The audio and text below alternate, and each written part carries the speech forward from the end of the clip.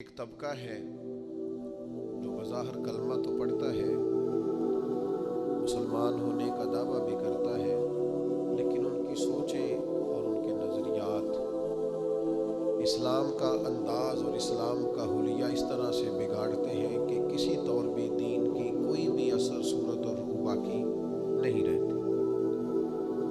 ان کی طرف سے یہ بات کہنے اور سننے کو ملتی ہے کہ علماء، مبلغین، واعظین وہ نیک اعمال پر اخروی اجر بتاتے ہیں، تو ہماری دنیا کا کیا بنے گا؟ میں نے پہلے بھی ایک دفعہ عرض کیا تھا، پھر عرض کرتا ہوں کہ اسلام میں دنیا ہے ہی نہیں۔ اسلام میں کہاں دنیا ہے؟ رزق کمانا اور رزق حلال کمانا کوئی دنیا ہے؟ یہ تو دین ہے۔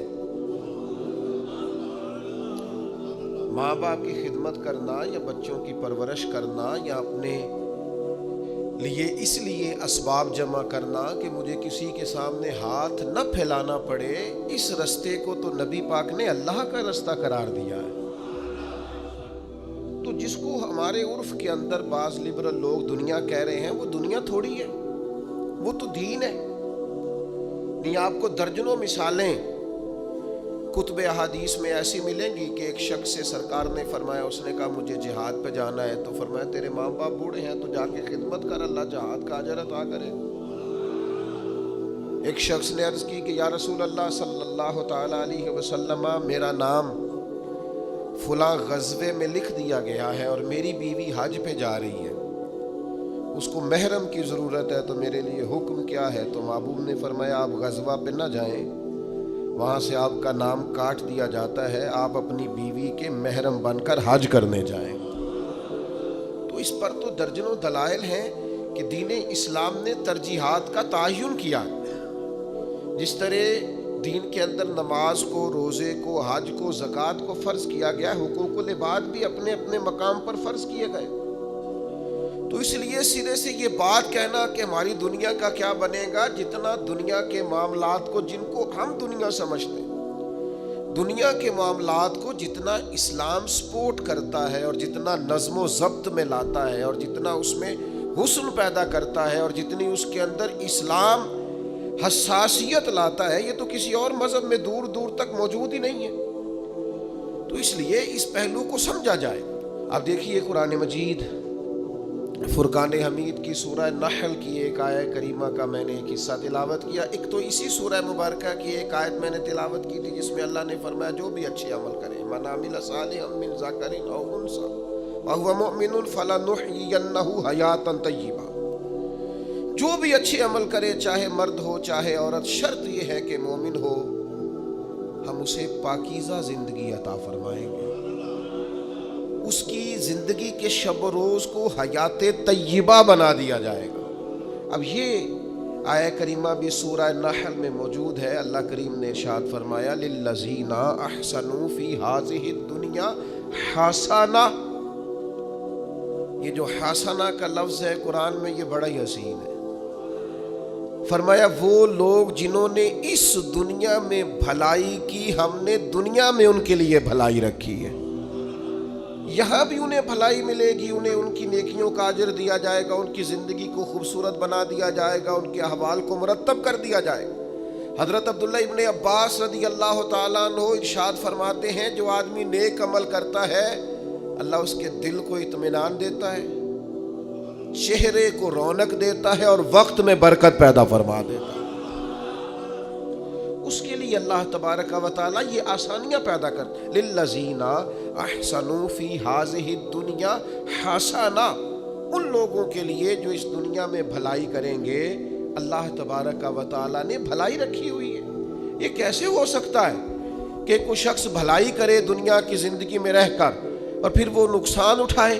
تو یاد رکھیے گا اور اس بات کو اچھی طرح سمجھیے گا کہ نیک اعمال کرنے پر انسان کی دنیاوی زندگی میں بھی برکات نازل ہوتی ہیں، اس پہ رحمتیں نازل ہوتی ہیں۔ دیکھیے، ایک ہے آئین، دنیاوی قانون، اسباب کا قانون۔ اسباب کا قانون یہ ہے کہ آگ جو ہوتی ہے وہ جلا دیا کرتی ہے،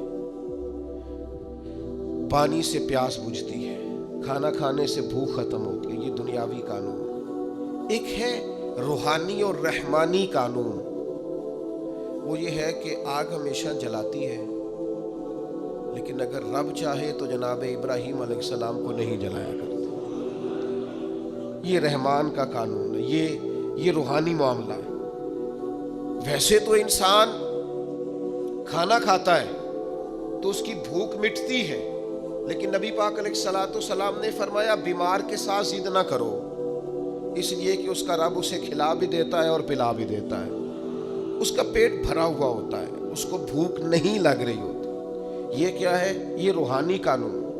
ہم دنیا کے اندر کاروبار کرتے ہیں، تجارت کرتے ہیں، محنت کرتے ہیں، جد و جہد کرتے ہیں۔ آپ ذرا تھوڑا سا اپنے ارد گرد ماحول کا جائزہ لیجئے گا، آپ کو محسوس ہوگا کچھ لوگ بہت تیز ہیں، بہت پھرتیلے ہیں، سوسائٹی کے اندر جتنے چلن ہیں ان سب سے وہ آگاہ ہیں، زمانے کی پیچ و تاب کو پورے طور پر جانتے ہیں، کس وقت کون سا مال خریدنا ہے، کون سا بیچنا ہے، ہر چیز سے انہیں پوری شناسائی ہے، کس محفل میں جا کے کون سا رنگ اختیار کرنا ہے انہیں سب پتا ہوتا ہے۔ یہاں اگر میں چلوں گا اور میں چڑھائی کر دوں گا تو سامنے والا لچک دکھا دے گا، انہیں خبر ہوتی ہے۔ لیکن ایسے لوگ زندگی کی دوڑ میں اکثر آپ کو پیچھے رہتے ہوئے دکھائی دیں گے۔ بہت تیز ہیں، بہت سمارٹ ہیں، سب جانتے ہیں، دین کا بھی پتہ ہے، دنیا کا بھی پتہ ہے، سیاست کا بھی پتہ ہے، مختلف تہذیبوں سے بھی آگاہ ہے، لیکن پیچھے رہ گئے۔ کچھ لوگ آپ کو ایسے ملیں گے بظاہر بھولے بھالے ہیں، سیدھے سادے ہیں، پر مٹی میں ہاتھ رکھتے ہیں اللہ سونا بنا دیتا ہے۔ وہ جو لوگوں کے پاس بہت ساری دنیاوی معاملات ہیں وہ بظاہر ان کے پاس موجود نہیں ہیں، ان کو بہت سارے لوگ کہتے ہیں یار یہ کبھی مجھے یہ والا ہنر آتا ہوتا، یا جس طرح اس شخص کے پاس سرمایہ ہے میرے پاس ہوتا تو میں 10 کے 20 اور 20 کے 40 منٹوں میں کر کے دکھاتا۔ یاد رکھنا کئی دفعہ انسان پر ایسا وقت آتا ہے کہ اس کے لیے ایک رکاوٹ بھی رستے میں باقی نہیں رہتی، وہ جدھر جاتا ہے دروازے کھلتے جاتے ہیں، جن رستوں پر وہ سفر کرتا ہے وہ رستے اس کے لیے آسان ہوتے جاتے ہیں۔ بڑی لمبی چوڑی دشوار گزار گھاٹیاں ہوتی ہیں، لیکن یہ قدم رکھتا ہے تو رستے سمٹتے چلے جاتے ہیں۔ خود اسے احساس ہوتا ہے کہ یار میں پلٹ کر دیکھتا ہوں تو میں تو وہ کر ہی نہیں سکتا تھا جو مجھ سے ہو گیا، میرے لیے ممکن، یہ میں نے کر لیا، یہ مجھ سے ہو گیا، دروازے کھل جاتے ہیں۔ اللہ کا قرآن کہتا ہے کچھ لوگ ایسے ہیں جن کے لیے اللہ زمین و آسمان کی برکتوں کے دروازے کھول دیتا ہے۔ زمین بھی دروازے کھولتی ہے اور آسمان بھی، تو شرطیں کتنی ہیں؟ تو ہر آدمی چاہتا ہے میرے لیے زمین و آسمان کے دروازے کھل جائیں، شرطیں کتنی؟ صرف 2۔ کیا عمل کرنا ہے؟ صرف 2 کام، صرف 2 شرائط۔ یہ قرآن مجید ہے، سورہ اعراف ہے، فرمایا اگر یہ بستیوں والے ایمان لے آتے اور تقوی اختیار کرتے، ایمان لاتے اور متقی ہو جاتے، اللہ سے ڈر کے وقت گزارتے، تو کیا مالک تو صرف انہیں آخرت میں ہی اجر دے گا؟ صرف صبح قیامت ہی ایمان اور تقوی پر جزا مرتب ہوگی؟ تو فرمایا اگر بستیوں والے ایمان لاتے اور تقوی اختیار کرتے، لفتحنا علیہم برکات من السماء والارض، ہم ان پر زمین و آسمان کی برکتوں کے دروازے کھول دیتے۔ اگر یہ ایمان لے آتے، لفتحنا علیہم برکات من السماء والارض، تو دروازے کھول دیتے زمین و آسمان کی برکتوں، ہم ان پر دروازے کھول دیتے۔ شرط صرف 2، ایمان لائیں اور تقوی اختیار کریں۔ جو بھی کام کریں اللہ سے ڈر کے کریں، مومن اور متقی بن کے کریں، لین کریں دین کریں، خریداری کریں فروخت کریں، حقوق العباد کا معاملہ، حقوق اللہ کا معاملہ، ہر معاملے میں اگر یہ اپنے رب کریم کی رضا کو پیش نظر رکھیں گے تو ایسا نہیں ہوگا کہ نیک لوگ نانے جویں کے محتاج رہیں، ایسا نہیں ہوگا کہ جو لوگ کفر کرنے والے ہیں وہ تو آسودہ زندگی گزاریں اور مومن مجبور اور تہی دست اور تنگ دامن زندگی گزارے۔ مالک کہتا ہے تو تقوی تو اختیار کر، تو پکا مومن تو بن، میں زمین آسمان کی برکتوں کے دروازے کھول دوں گا۔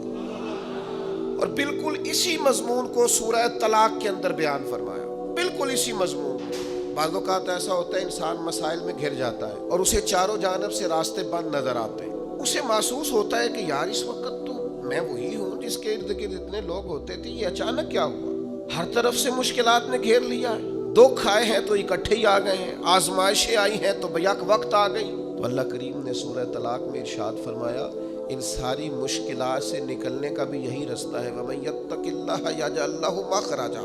जो अल्लाह से डरेगा, अल्लाह हर मुश्किल से निकलने के लिए उसे रास्ता अता फरमा दे। अल्लाह उसके लिए असबाब पैदा कर दे, उसे खबर ही नहीं होगी, उसे पता ही नहीं चलेगा। वयरज़ुक़हु मिन हैसु ला यहतसिब। अल्लाह फरमाते हैं वहां से रिस्क दूंगा, उसने कभी सोचा भी नहीं होगा, गुमान तक नहीं गया। शर्त क्या है? वमन यत्तकिल्लाह, अगर अल्लाह से डरे, चालाकियां न करे, तेजियां न दिखाए, सब कुछ शीशे में न उतारे, खुशामद करके हर आदमी को कायल न करे, झूठ का सहारा न ले, जुबान की तेजी के साथ इसको भी रखना है, उसको भी रखना है, उससे भी मेरी दोस्ती, इससे भी मेरी दोस्ती, मैं सारी सोसाइटी को। आप फिक्र ना करें, अगर आप किसी को शीशे में उतार रहे हैं तो वो भी आपको शीशे में उतार रहा है।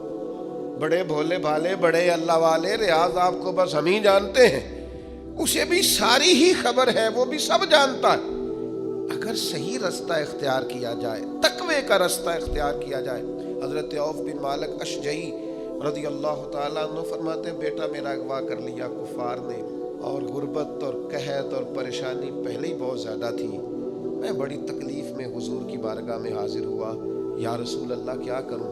तो करीम फरमाने लगे, रब से डर, अल्लाह पे भरोसा कर, ला हौल शरीफ की कसरत कर।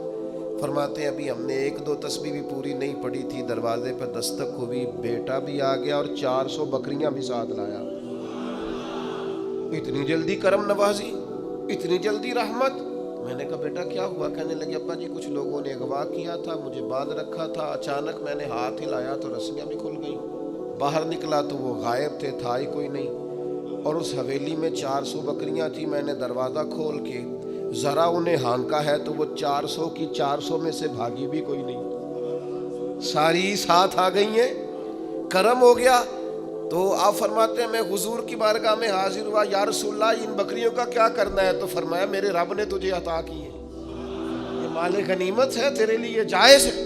मेरे भाइयों, जिंदगी में मसाइल का शिकार हो जाएं, गलत राहें इख्तियार नहीं की जाती, झूठ का सहारा नहीं लिया जाता, रिश्वतें देने के लिए माल जमा नहीं किया जाना चाहिए, और अपने नाजायज कामों के लिए बड़े ताल्लुकात नहीं बनाने चाहिए।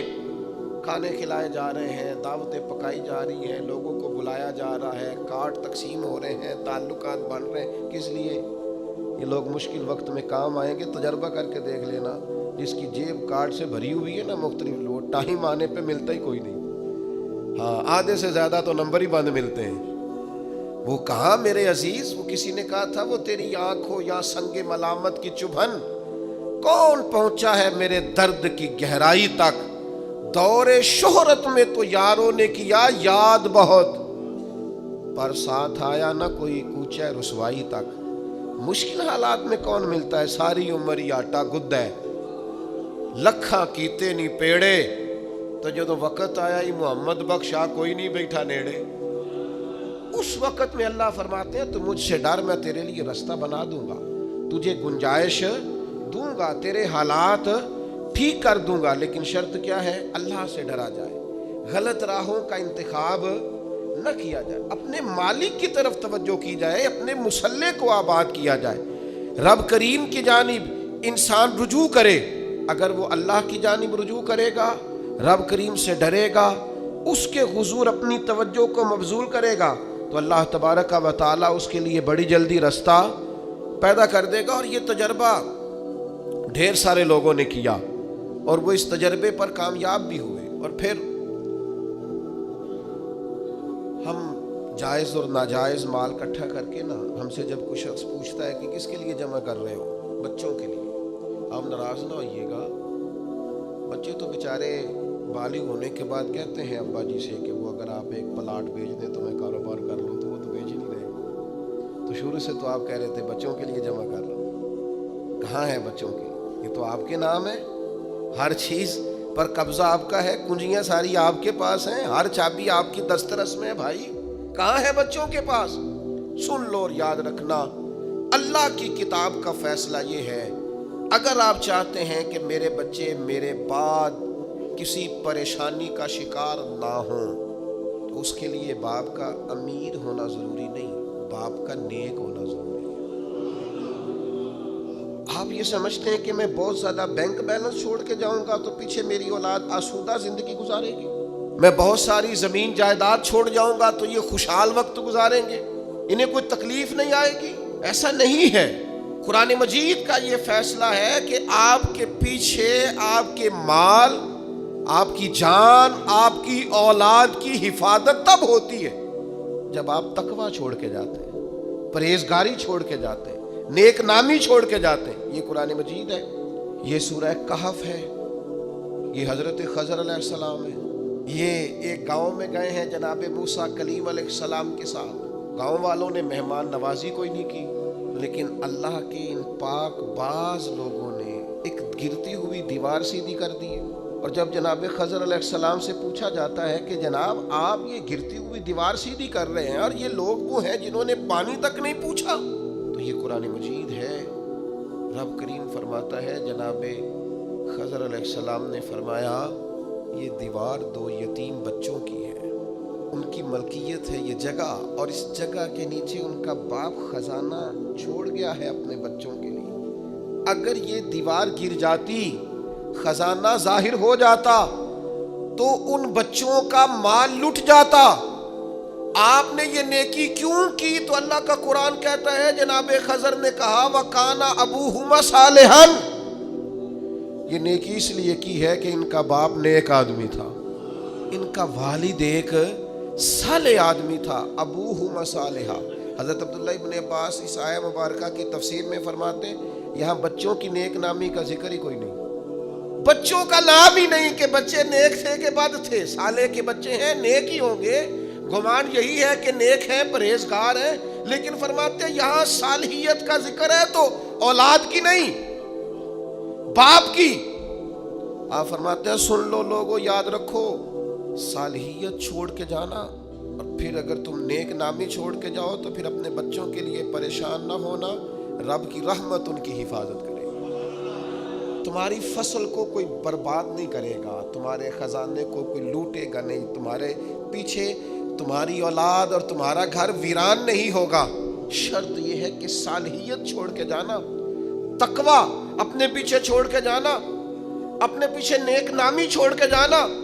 حضرت عمر بن عبدالعزیز رحمۃ اللہ علیہ سے قبل جتنے بھی بادشاہ تھے کروڑوں اربوں کی جائیدادیں چھوڑ گئے وہ، لیکن ان کا حال یہ تھا کہ ان کی اولادیں ایسی شراب کباب میں الجھیں کہ 2 بادشاہ تو ایسے تھے جن کے بچے جامع مسجد کے سامنے بھیک مانگا کرتے، اور جناب عمر بن عبدالعزیز رحمۃ اللہ علیہ نے آخری وقت میں اپنی بیوی کو کچھ نصیحتیں کرنا چاہییں تو وہ کہنے لگی اللہ تعالیٰ آپ کو آپ کی نیکیوں کی جزا دے، اولاد کے لیے کچھ نہیں کر سکے آپ، کچھ نہیں ہے ہمارے بچوں کے پیچھے۔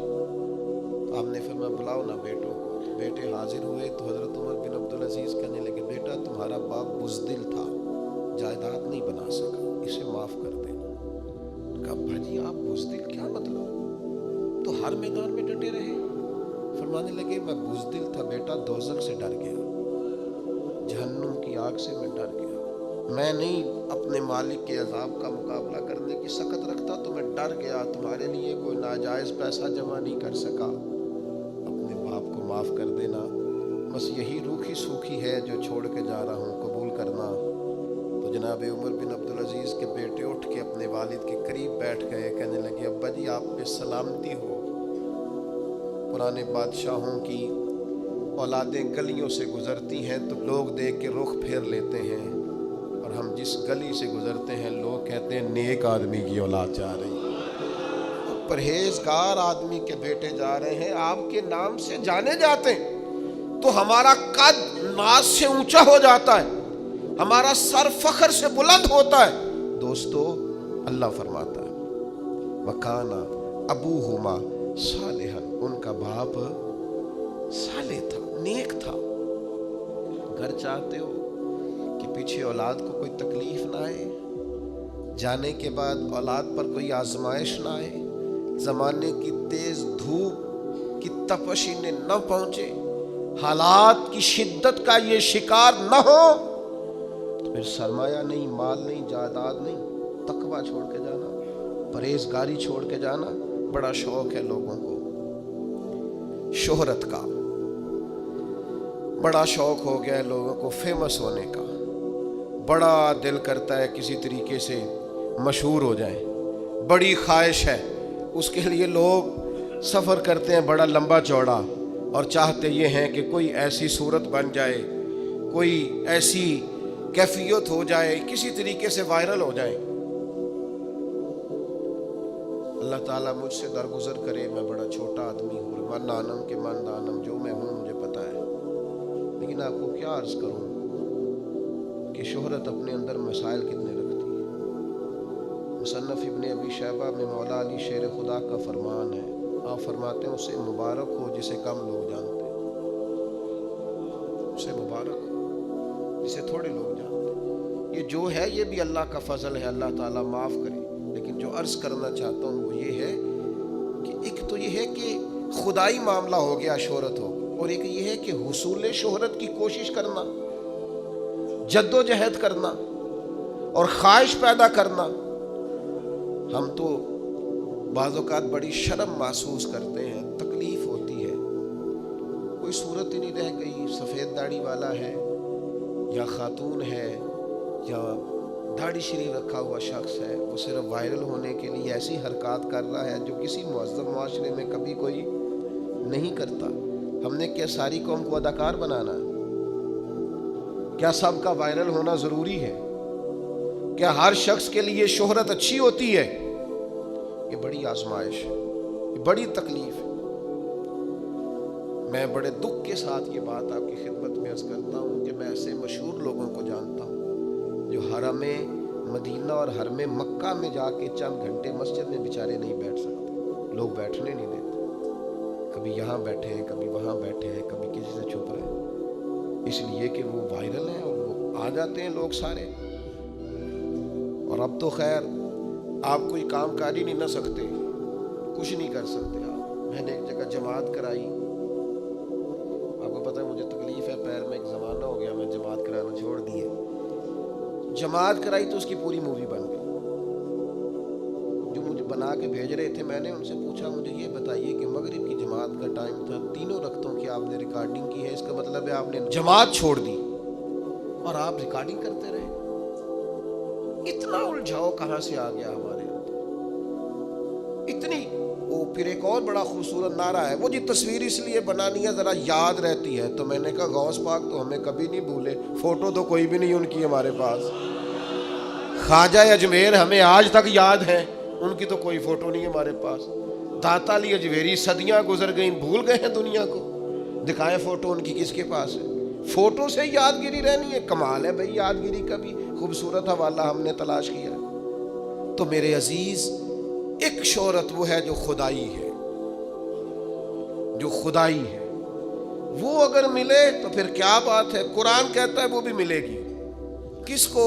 ان الذین آمنوا وعملوا الصالحات سیجعل لهم الرحمن ودا، فرمایا بے شک وہ لوگ جو ایمان لانے کے بعد نیک عمل کریں، رحمان لوگوں کے دلوں میں ان کی محبت پیدا فرما دے۔ سیجعل لهم الرحمن ودا، رحمان لوگوں کے دلوں میں محبت پیدا کر دے گا، انہیں شہرت کشید نہیں کرنی پڑے گی، انہیں ڈھونڈ ڈھونڈ کے وہ لوگ نہیں تلاش کرنے پڑیں گے جن کے ساتھ فوٹو آ جائے تو لائکس اور کمنٹس زیادہ ملتے ہیں، ادھر نہیں جانا پڑے۔ رحمان، اور کہاں رحمان محبت پیدا کرے گا؟ لوگوں کے دلوں میں۔ اور صحیح حدیث بخاری مسلم میں موجود ہے، نبی کریم علیہ السلام نے فرمایا جب رب کسی سے محبت فرماتا ہے تو جناب جبریل امین علیہ السلام کو بلا کر فرماتا ہے میں اس بندے سے محبت کرتا ہوں، آپ بھی محبت فرمائیے۔ اور زمین و آسمان کی مخلوق میں اعلان فرما دیجئے کہ اللہ تعالیٰ اس سے محبت کرتا ہے، لہذا سارے اس سے محبت فرمائیں۔ یہ وہ عزت اور شہرت ہے جو خدائی ہے، یہ وہ نہیں ہے جو کسی شخص کے دل میں بڑا شوق تھا، بڑا ارمان تھا، ڈھونڈتا پھرتا تھا اور وہ سارا کچھ کرنے کو تیار تھا لیکن اسے شہرت چاہیے۔ یہ خدائی ہے۔ اگر ایمان لانے کے بعد نیک اعمال کیے جائیں گے تو اللہ لوگوں کے دلوں میں محبت پیدا فرما دے، اور لوگوں کی قلبی کیفیت ہوگی، کھنچتے چلے جائیں گے لوگ۔ بہت ساری سہولیات بہت ساری جگہوں پہ موجود نہیں ہوتی، لیکن لوگوں کی روحیں کھنچتی چلی جاتی ہیں۔ کیوں؟ اس لیے کہ رحمان لوگوں کے دلوں میں محبت پیدا کر دیتا ہے۔ پھر ایک اور بہت بڑا مسئلہ ہے۔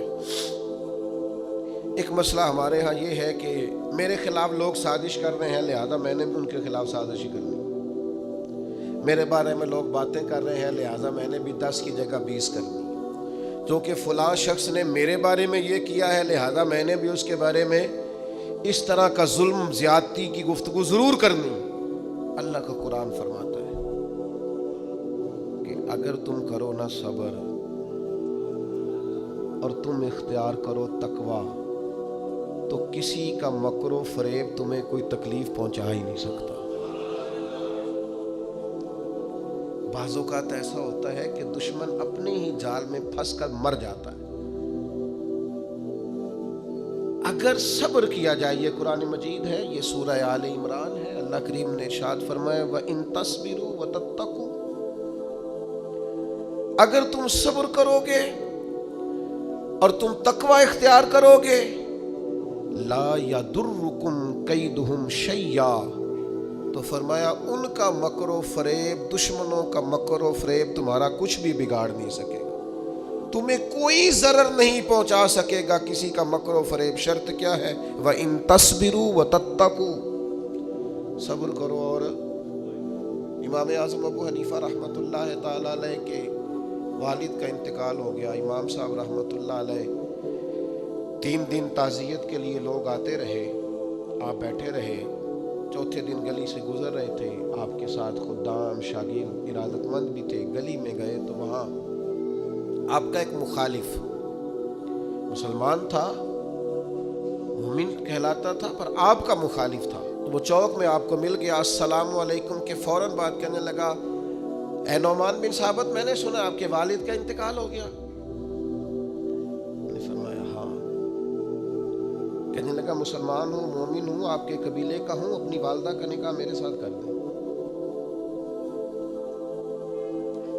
بڑی تکلیف والا منظر ہے، بڑی اذیت ناک بات۔ آپ کے محبین نے تلواروں پہ ہاتھ رکھ لیے۔ امام صاحب نے فرمایا اس نے نکاح کی دعوت دی ہے، ایک جائز بات کی ہے، لیکن اتنا غلط طریقہ اختیار کیا ہے۔ چوکوں میں چوراہوں میں باتیں ہوتی ہیں۔ فرمایا میرے قدموں میں شریعت کی زنجیریں ہیں، میرا رب مجھے صبر اور تقوی کا حکم دیتا ہے۔ سارا حوصلہ جمع کر کے امام صاحب فرمانے لگے عدت گزرتی ہے تو آپ کا نام لے کے والدہ کی خدمت میں عرض کروں گا، اگر وہ آپ سے نکاح میں رضامند ہوں گی تو مجھے اعتراض نہیں ہوگا۔ یہ جملے کہے، پھر بوجھل قدموں سے 4 قدم آگے اٹھائے تو امام صاحب کے آنسو نکل گئے اور اپنے آنسو پونچھ کے کہنے لگے کئی دفعہ یہ اخلاق کتنے صبر آزما ہو جاتا ہے اور کتنی مشکل میں انسان کو لے جاتا ہے۔ ابھی امام صاحب اگلے چوک میں گئے تھے، وہ دھڑام سے زمین پہ گرا، اس کی روح پرواز کر گئی۔ لوگ دوڑے آئے، کہا حضور اس کا انتقال ہو گیا۔ آپ نے کیا کہا؟ کوئی بد دعا دی؟ فرمایا میں نے بد دعا نہیں دی، ابو حنیفہ کے صبر نے اس کی جان لے لی۔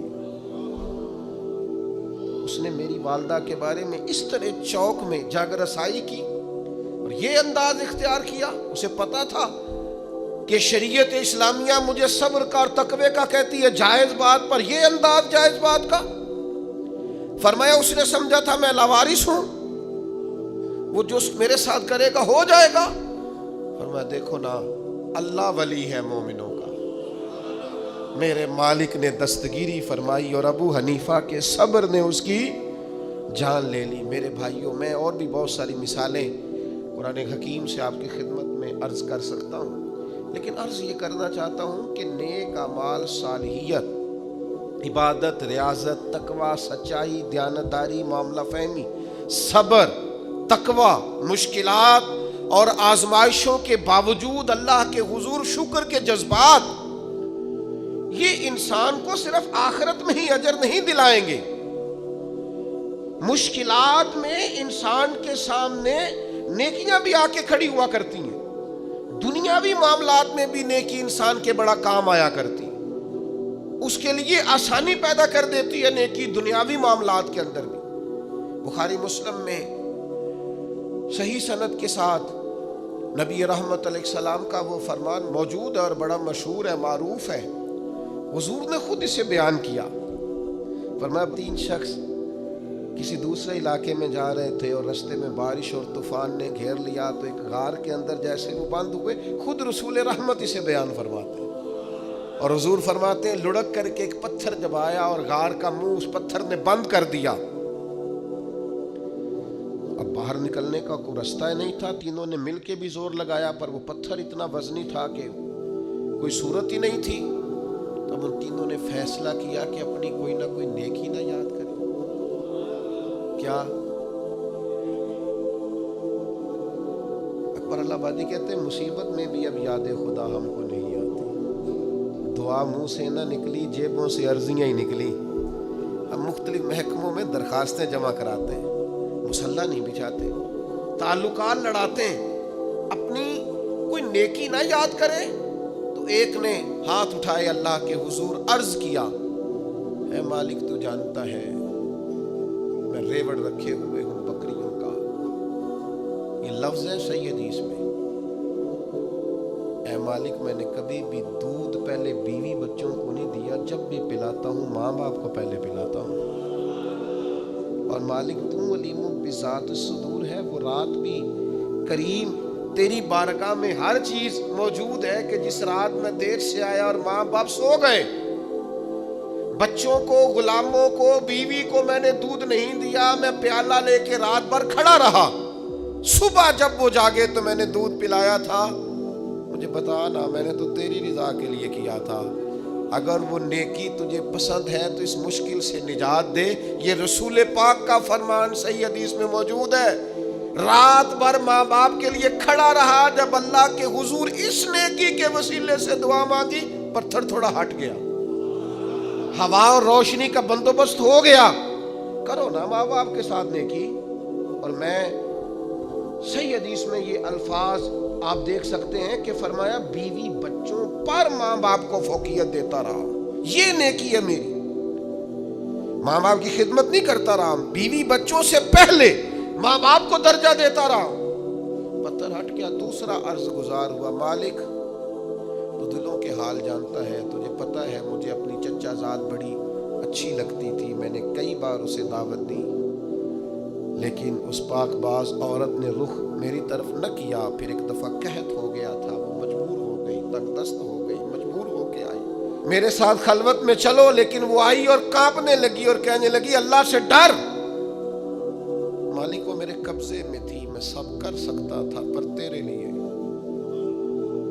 तेरी रिजा के लिए मैं डर गया तुझसे। अगर ये नेकी तुझे पसंद है तो करम फरमाना। हुजूर फरमाते हैं पत्थर थोड़ा और सिरक गया, और थोड़ा उनके लिए कुशादगी हो गई, हवा के झोंके तेज आने लगे।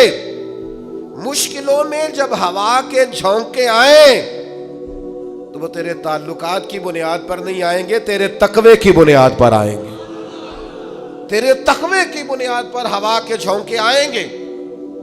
तीसरा बोला, उसने कहा मालिक मैंने मुख्तलिफ लोग मजदूरी पे रखे हुए हैं, सबको बर वक्त मजदूरी देने का आदी हूँ। एक शख्स अपनी कुछ दिनों की मजदूरी छोड़ गया था, फिर मैंने ढूंढा, वो मुझे मिला नहीं, मैंने उतने पैसे कारोबार में लगा लिए। ऐ मेरे करीम रब तू जानता है, फिर उससे नफ़ा होता रहा और मैं उसके हिस्से का नफ़ा रखता रहा। और फिर जब पैसे इतने हो गए, मैंने ऊँट भी खरीदे, बकरियां भी खरीदी, और भी जानवर खरीदे, गुलाम भी खरीदे। सालों के बाद वो शख्स आया और कहने लगा मैं मजबूर तंगदस्त हूँ, मेरी कुछ रकम आपकी तरफ बकाया थी, अगर मिल जाए। तो मैंने कहा ये गुलाम भी तेरे, ऊँट भी तेरे, बकरियों के रेवड़ भी तेरे। तो कहने लगा आप मजाक कर रहे हैं, सही हदीस में मौजूद है मजाक कर रहे हैं। तो मैंने कहा नहीं भाई मैं मजाक नहीं कर रहा, ये मैंने सारा अपने रब की रजा के लिए किया है, तेरे लिए नहीं किया। तेरा सरमाया था वो कारोबार में लगता रहा। या हमारे यहाँ भी पार्टनरशिप होती है, यहाँ भी कारोबार चलने लगे तो लोग कहते हैं अब मेरा तेरा गुजारा नहीं, چلنے جو لگ گیا ہے. کہتے تو فارغ ہے. یہاں تو لوگ کرائے پر دکان دیتے ہیں، اور اگر سمجھے نا کہ وہ بیچارہ جو بیٹھا ہے دکان میں اس کا کاروبار ٹھیک چلنے لگا ہے تو کہتے تو خالی کر، مجھے خود کرنا ہے، نکل. اس نے اتنا پیسہ سنبھال کے رکھا. کریم محبوب بیان فرماتے ہیں، رسول رحمت کے لبہائے نور سے یہ جملے نکلے. فرمایا اس نے اپنی اس نیکی کا وسیلہ دے کر جو رب کے حضور بات عرض کی، چہرے پر ہاتھ پھیرے ہی تھے کہ پتھر لڑکا، راستہ خالی ہو گیا. اللہ کے رسول ہمیں یہ نصیحت کرنا چاہتے ہیں کہ جب تم پر مشکلات بنے نا تو نمبر نہ تلاش کرو کہ فلاں کا نمبر کہاں ہے، فلاں کا نمبر کہاں ہے. کوئی رات ڈھونڈو جو صرف رب کی رضا کے لیے گزری ہو. کوئی نیکی تلاش کرو جو فقط اللہ کے لیے کی ہو. کوئی آنسو ڈھونڈو جو تم نے کسی مسکین یتیم کے پوچھے ہو. کوئی ایسا شخص جو تڑپ کے رو رہا تھا لیکن تمہاری وجہ سے ہنسا ہو. کوئی ماں جس نے راہ جاتے تمہیں دعا دی ہو کہ بیٹا جا تو جیتا رہے. کوئی بوڑھا شخص جس نے دعا دی ہو کہ اللہ دنیا اور آخرت میں تیرا بھلا کرے. کوئی یتیم، کوئی لاوارث، کوئی کمزور، کوئی شخص جس کی روح سے تمہارے لیے دعا نکلی ہو. کوئی بیٹھا ہوا مجھے دور دعا دیتا ہے، میں ڈوبتا ہوں پر سمندر اچھال دیتا ہے. بھائی نیکیاں زندگی کو بھی سنوار دیتی ہیں. یہاں بھی انسان کو نفع ہوتا ہے، اس دنیا کے اندر بھی اسے بے شمار برکات نیکیوں کی برکت سے نصیب ہوتی ہیں. اس لیے یہ جو لبرلز ہمارے بیچارے بیٹھ کے کہتے ہیں نا مولوی صرف آخرت کی بات کرتا ہے، نا نا نا نا. دین تو جب بھی بات کرتا ہے کہتا ہے دعا یہ مانگو کہ ربنا آتنا فی الدنیا حسنہ وفی الآخرۃ حسنہ. اے اللہ دنیا بھی حسین فرما دے اور آخرت بھی حسین فرما دے. اسلام کسی مقام پر کسی جگہ بھی فقط آخرت کی بات نہیں کر رہا.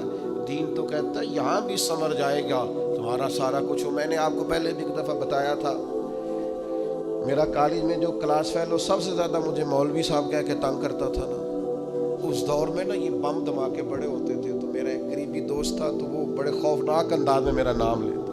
کالج میں داخل ہوتا کہتے مولوی کی تلاشی لے لو، اور مختلف انداز میں پھپتیاں کستا. کبھی ویسٹ کوٹ پہن کے چلے جاتے تو کہتے نیچے جیکٹ تو نہیں. تو پھر مجھے کبھی کبھی وہ یہ بھی کہا کرتا کہ یار کیا رستہ اختیار کر لیا، ذہین ترین آدمی ہو سارے کالج میں اور تم کیا مولوی بن رہے ہو. وہ دور بھی انجوائے کر کے گزارا. اور پھر وہ یورپ سے واپس آیا تو ڈھونڈ کے میرا نمبر فون کر کے کہنے لگا ایک تصویر نہیں مل جاتی تیرے نام. انج بھی سجن واہ واہ تے انج بھی سجن واہ واہ. اپنی زندگی میں مت سمجھیں آپ کہ صرف آخرت میں ہی صرف جزا ملنے والی ہے. وہ بڑا کریم ہے، وہ بڑا مہربان ہے، یہاں بھی کوئی کمی رہنے دیتا نہیں ہے. اس لیے خوبصورت ترین اور صبر والی، شکر والی، سجدوں والی، عبادتوں والی اور اپنی نبی پاک علیہ السلام کے اخلاق سے خیرات مانگنے والی زندگی بتا کے جائیں. اپنے لب و لہجے کو باوضو رکھیں، کردار و عمل کو طیب رکھیں اور اپنی سوچوں کو ہمیشہ مثبت اور معنی خیز اور خوبصورت رکھیں.